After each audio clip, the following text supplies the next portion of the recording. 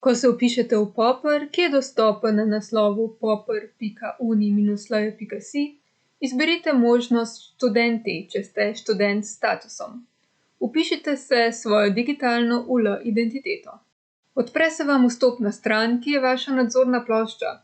Če se vam slučajno odpre v neustreznem jeziku, lahko to prilagodite na dnu strani.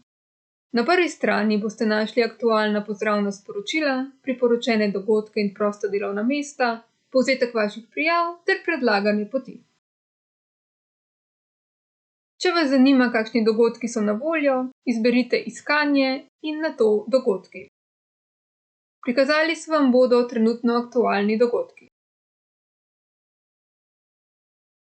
Ko najdete takega, ki vas zanima, le kliknete nanj in si tako preberete podrobnosti. Če se želite prijaviti, poiščite gumb za prijavo. Odpre se vam obrazec za prijavo. Izpolnite ga in kliknite Pošlji, le tako bo vaša prijava zabeležena v sistemu.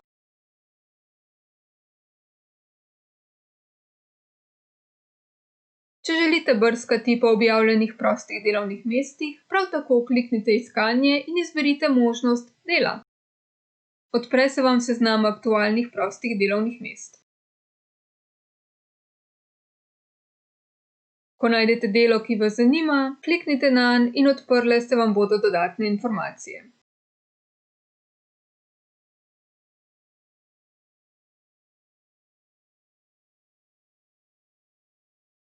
V podmeniju Podrobnosti prijave najdete informacije, kako se prijavite, ali preko e-maila ali preko spletne strani.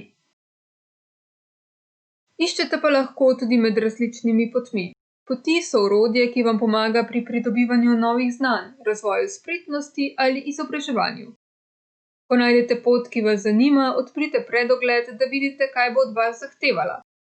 Na tej strani je predstavljen povzetek aktivnosti na vseh nivojih posamezne poti. Če se je želite udeležiti, kliknite Začni. Pot, ki smo jo začeli, je namenjena pripravi na prakso in prva aktivnost je namenjena izboljšanju CV-ja.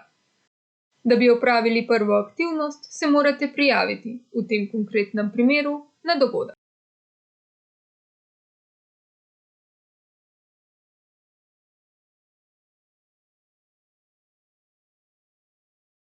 Če se želite prijaviti na svetovanje, kliknite Prijava in izberite Svetovanje. Odprejo se vam različne možnosti svetovanj. Če kliknete na Prijava na svetovanje, se vam odprejo razpisani prosti termini za to svetovanje. Izberite termin, ki vam ustreza in kliknite Prijava. Odpre se vam obrazec za prijavo. Izpolnite ga in če od vas zahteva še kakšne dodatne datoteke, jih priložite.